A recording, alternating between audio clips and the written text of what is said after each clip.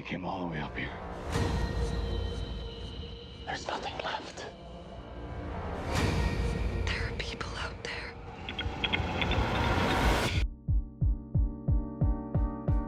We made the first one without the intention of wanting to do a sequel. At first, I actually had no intention of doing a sequel. And then when the movie came out and it had this sort of meteoric life that was really unexpected and thrilling, obviously, for us. The studio had asked whether or not I would do a second one, and I said, I don't think I'm your person. I think you should go find someone else. And the reason why was very simple. That first movie was so unbelievably personal to me. As bizarre as it sounds looking at the poster, the first movie was a love letter to my kid. We didn't anticipate such an investment in the family or in the world, and a desire to see what other mileage you could get out of that world, you know. And that's the reason why I decided if I could explore that idea more, then I would love to do a sequel. I think John had like 30 pitches that came at him. They brought in writers because he was kind of reluctant to write it and do it. And then all of a sudden, I remember a couple of months later, we were in Hawaii. I was shooting a movie in Hawaii, and he suddenly just goes, I have an idea. The first movie is about the promises you make to your kids that you'll always be there. The second movie is about when that promise is inevitably broken, which I believe is what growing up is all about. So these kids who had such a stable ecosystem of support always now have to fend for themselves. And that was it.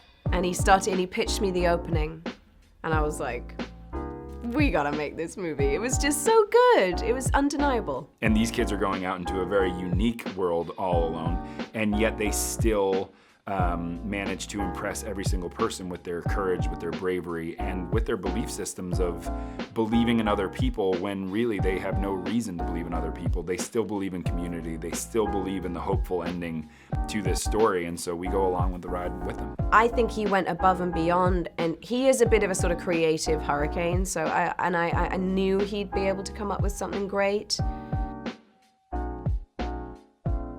I think a lot of times sequels have to be bigger just by nature, because if the first movie was a success, the second movie has to be bigger, which is not at all the way we went into it. We had to make it bigger only because the family left such an intimate space. And I just said to him beforehand, when he was slightly agonizing about how do I match it, I said, don't match it. Don't try and outdo it. The story's continuing. It's just a continuation. Like, so what happens? What do you want to see them do? What was really exciting in our specific movie is that when they go out into the world, they have no idea what's around the corner. We know how the Abbott family fared in the first film. They were in almost quite an insular, protected safe haven that gets completely destroyed when Evelyn goes into labor and has a baby in a bathtub. They figured out how to kill them, so that's a big, hopeful thing. But she's got a brand new baby who doesn't understand the rules of the game.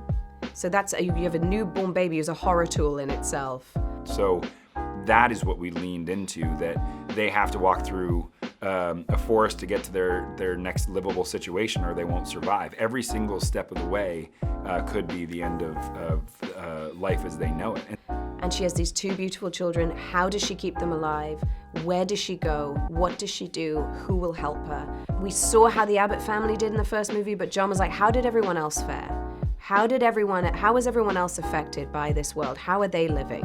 And so I think that's the expansion that we went, is an organic idea of how do you survive when you have nothing left, and how do you cope with with being dealt such an emotional blow as losing the father and also in a way the protector of the whole family. And he was so interested in that. So I think that was why the world has to expand. It's a sequel, so it's got to get a bit bigger. And yet I do feel it's still got the emotionality of the first one. 别忘了订阅我们的频道，打开小铃铛就不会错过任何精彩内容，随时上架。我们下回再见。